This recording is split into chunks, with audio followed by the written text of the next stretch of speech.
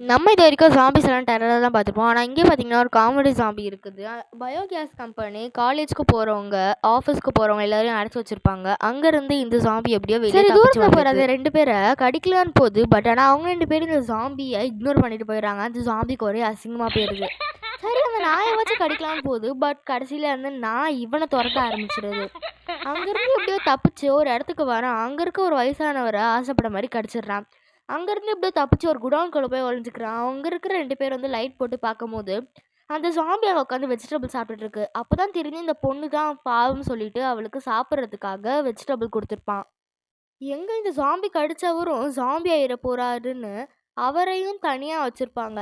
அப்புறம் பார்த்தா தெரியுது, இந்த ஜாம்பி கடிச்சவரு 10 வயசு கம்மியாயிருப்பாரு. இதே அவங்க பிஸ்னஸா ஸ்டார்ட் பண்ணிடுறாங்க. அவங்க வாசல்ல நெறைய பேர் வந்து கியூ கட்டி நிக்கிறாங்க, இந்த ஜாம்பி கிட்ட கடி வாங்குறதுக்காக. It's business.